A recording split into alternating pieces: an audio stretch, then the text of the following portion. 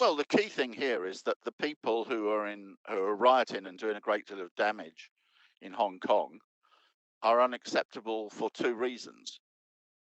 Firstly, and most immediately, is because, of course, they're very violent rioters who are damaging the situation, and no country in the world, except people assaulting people on the streets, smashing up property, and other matters like that. If this was happening in the United States, already many of the rioters would have been killed by the American police. I mean, it's astonishing that you have even yesterday in Minneapolis, you have riots because of the killing of a black person by the American police, and this is treated as normal, whereas in the Hong Kong, nobody has been killed by the police. So that's the first.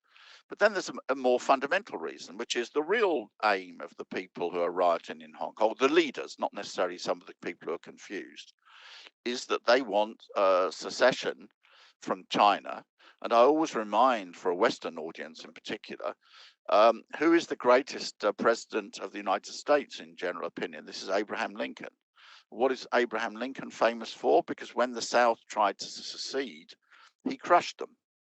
The United States would never agree to a section of the United States seceding from the United States. And Lincoln didn't use riot police. Lincoln sent the army in to deal with the situation. So it should be rather easy for people in the West to understand that China will not accept the people seceding from China any more than the United States under Abraham Lincoln would accept people seceding. The fundamental feature of this law is therefore to make the proposals to advocate secession from China illegal. And that's exactly what the United States has dealt with from even say from a military point of view. And then there's the more immediate one is to deal with the violent rioters. That's all that seems to be involved, and it seems rather mild compared to what the way that the United States would deal with such a situation, for example. This is a complete load of hypocrisy. It's absurd. Britain ruled Hong Kong for 100 and more than 150 years. It never had the election of the governor of Hong Kong once during that entire period.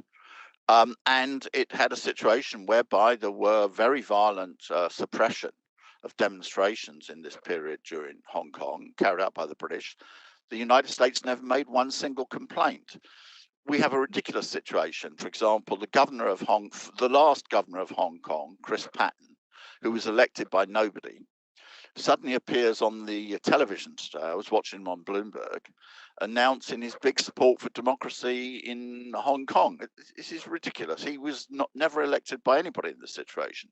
The United States made not one single complaint about the British activity during this entire period, and suddenly it decides that the situation in Hong Kong takes actions by the United States. This is just pure 100% hypocrisy. That's all.